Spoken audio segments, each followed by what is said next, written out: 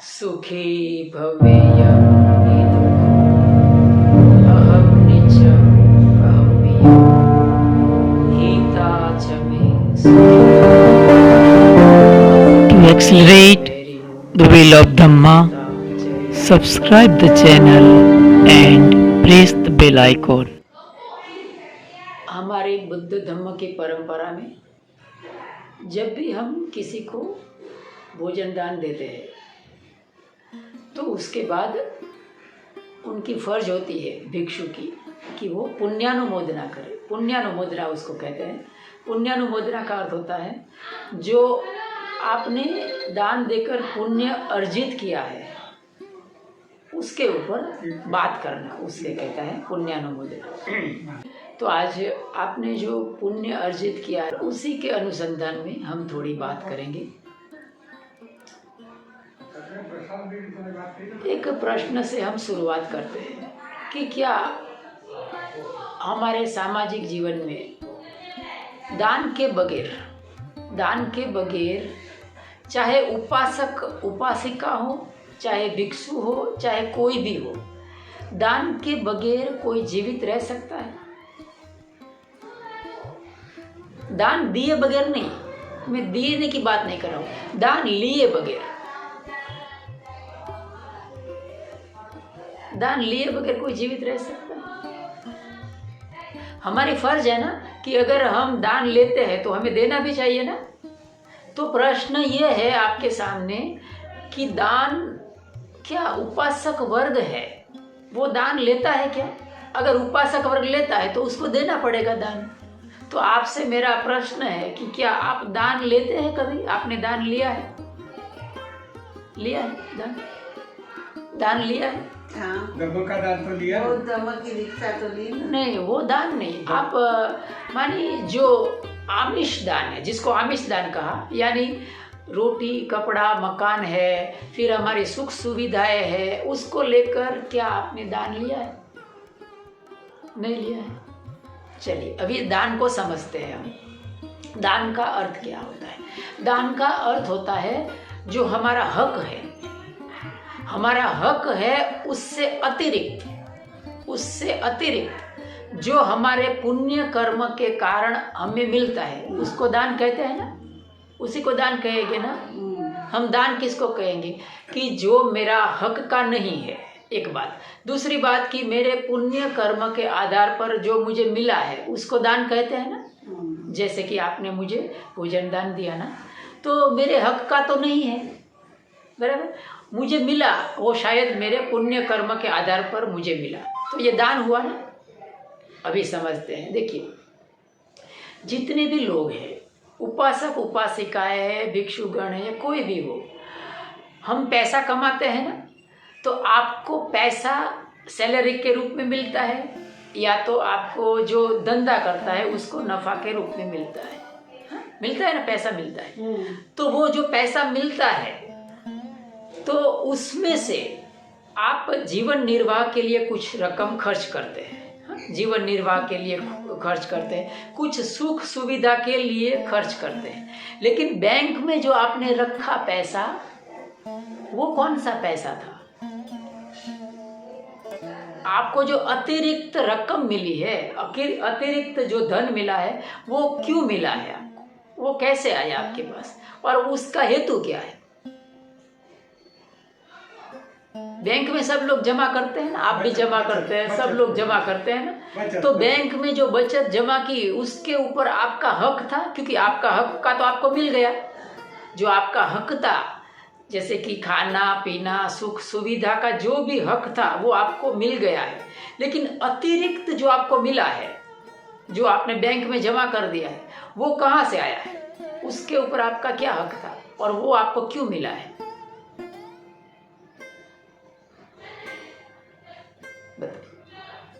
दान है ना।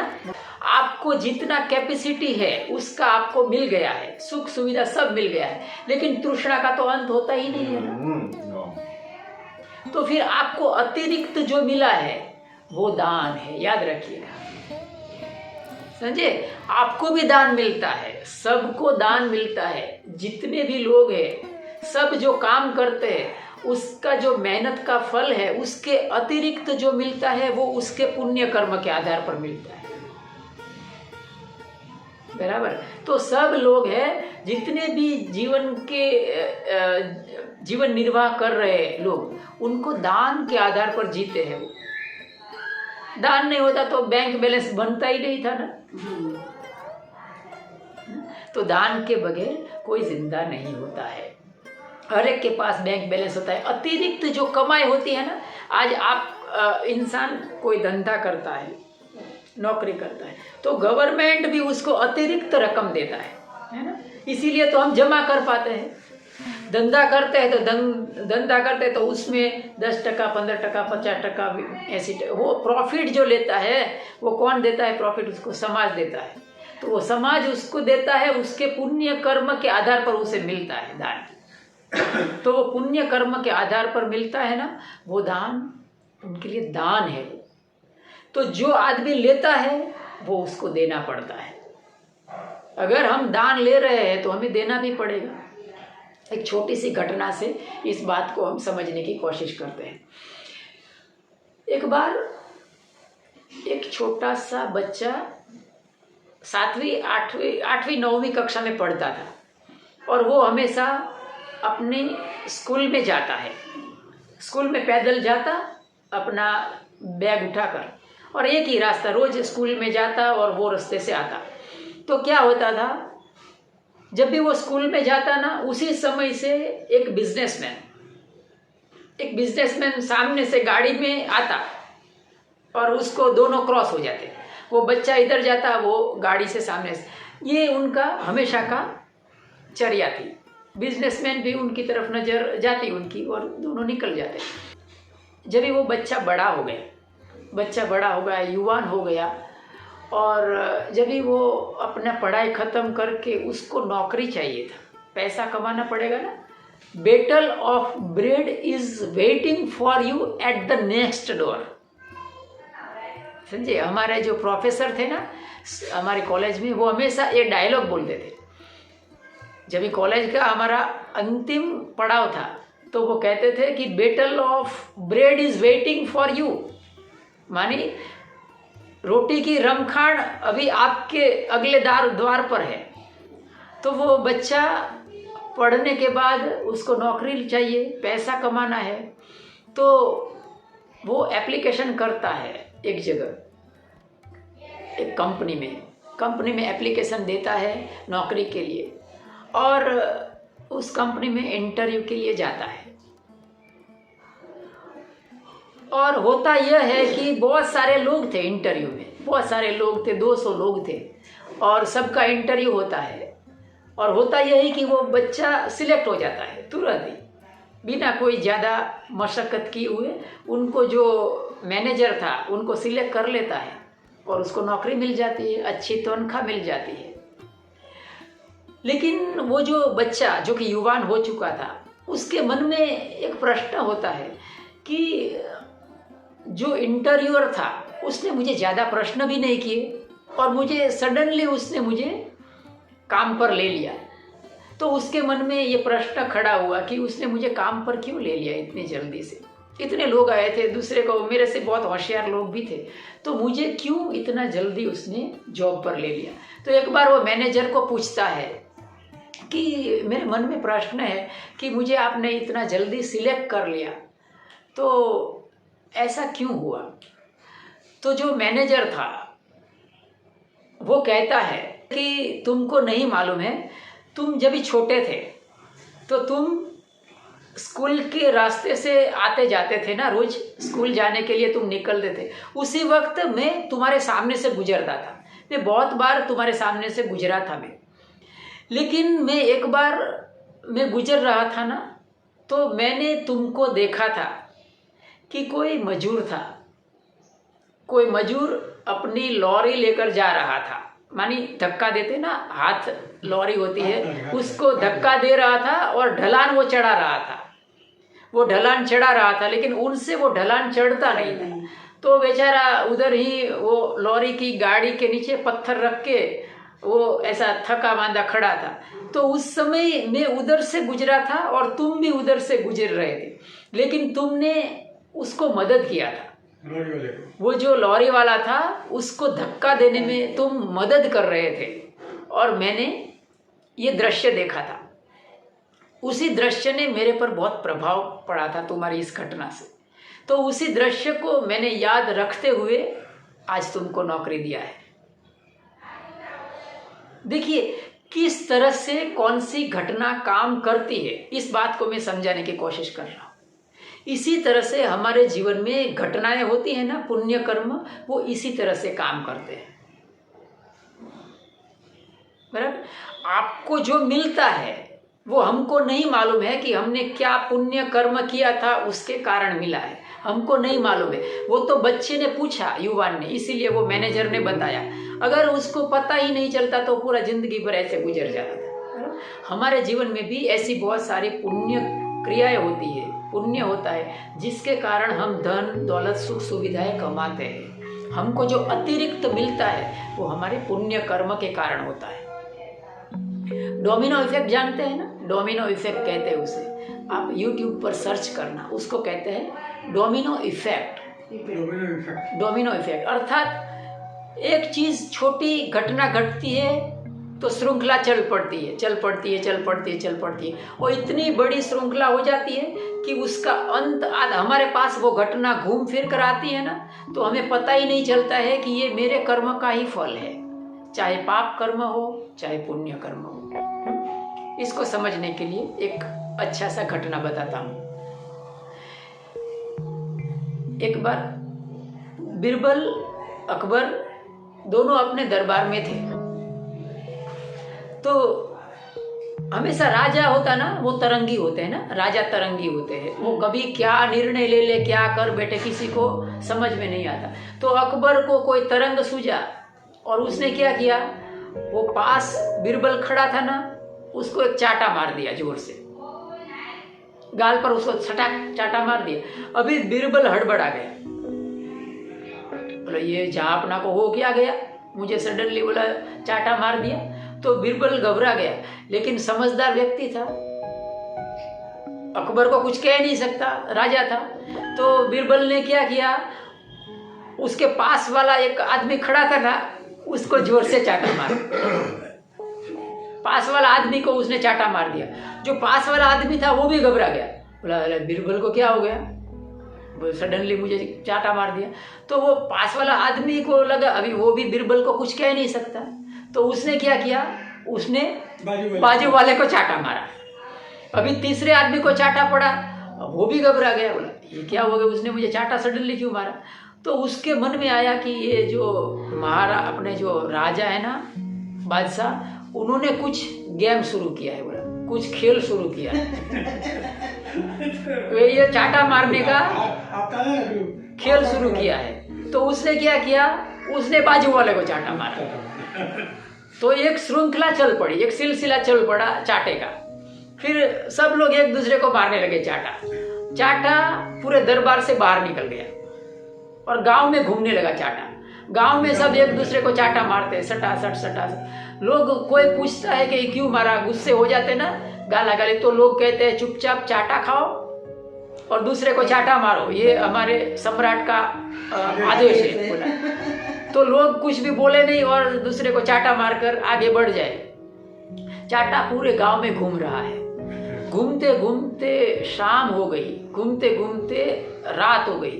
रात हो गई, दूसरी तरफ अकबर अपने शयन कक्ष में सोने के लिए जाते हैं। जैसे ही वो सोने के लिए जाते हैं, दूसरी तरफ से बेगम आती है। बेगम आकर अकबर को एक जोर से चाटा मारती है।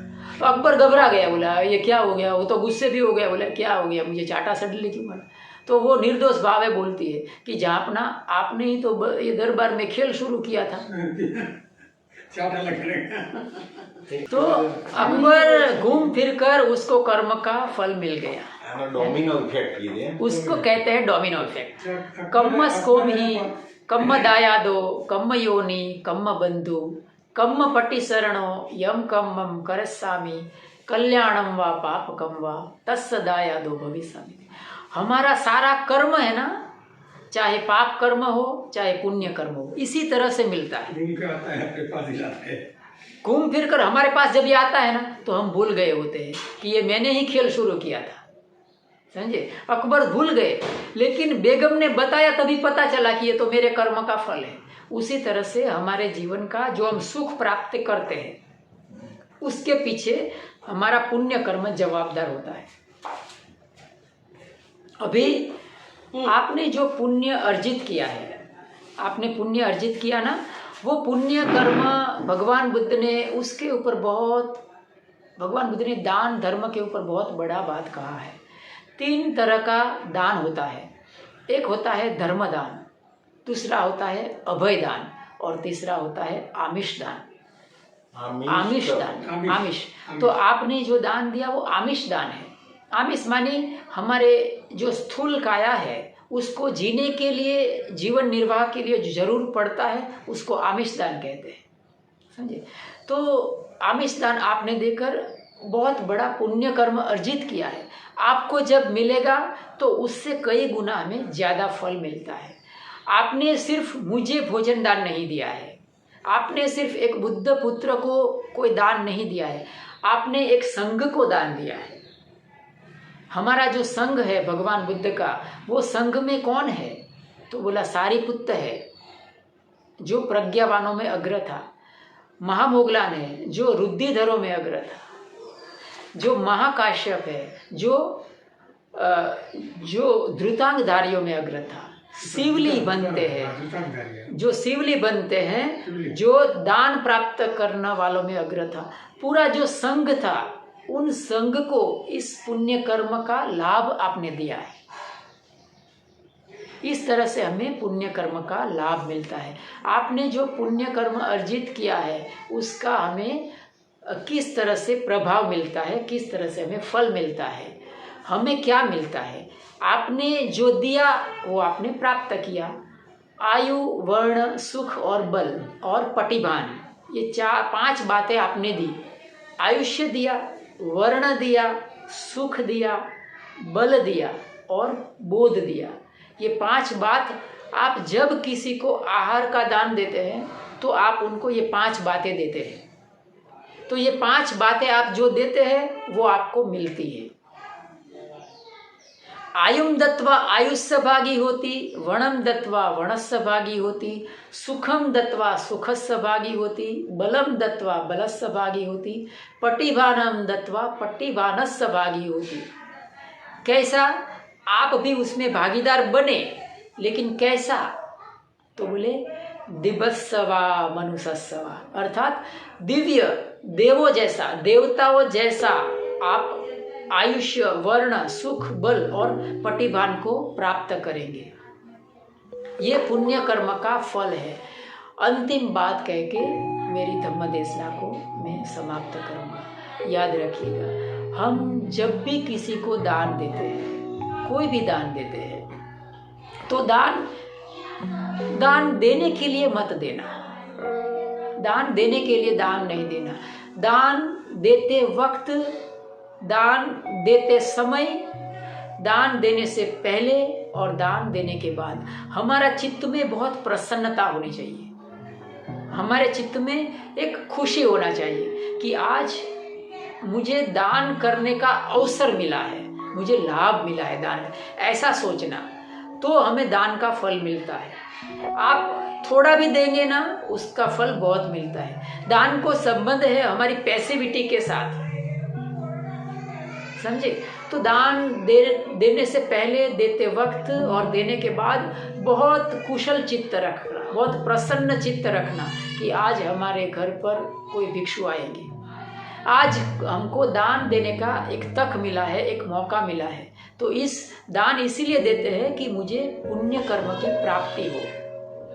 ये बात याद रखना। ये भगवान बुद्ध का धम्मवाणी है। दूसरी बात है कि जब भी हम दान देते हैं, तो दान कैसा देना चाहिए?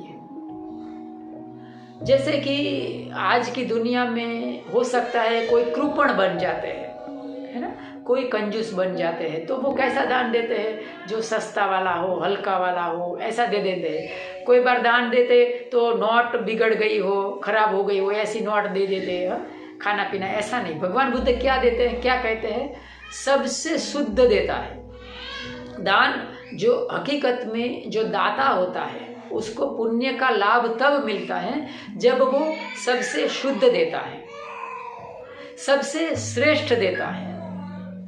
जो देना है वही देता है, उचित समय पर देता है और हमेशा वो दान देने का प्रयत्न करता है। ऐसा बहुत सारी बातें हैं भगवान बुद्ध ने कहा है, तभी दान देने का सही अर्थ में हमें फल मिलता है। हमसे जो सबसे प्रिय होता है, हमको जो अच्छा लगता है वो दान देना है हमें, तो हमें दान का पुण्य बहुत बढ़ चढ़कर मिल सकता है। तो ये दान के ऊपर थोड़ा सा मैंने बात किया। आप सबने मेरी बात को बहुत ध्यान से सुना। आप सबका बहुत बहुत धन्यवाद। आपने जो दान देकर जो पुण्य कर्म अर्जित किया है वो पुण्य कर्म का लाभ सबको मिले। जितने भी दुनिया में दृश्य है, अदृश्य है, मनुष्य अमनुष्य है, देवताएं हैं, पशु पक्षी, जीव जंतु, सूक्ष्म हो या स्थूल हो, सबको इस पुण्य में भाग मिले, सबके जीवन में खुशहाली आए, सबका जीवन धन धान्य धर्म आरोग्य और प्यार से समृद्ध बने, समृद्ध बने, समृद्ध बने। सबका मंगल हो, सबका मंगल हो, सबके जीवन में खुशहाली आए। बोलिए साधु साधु साधु।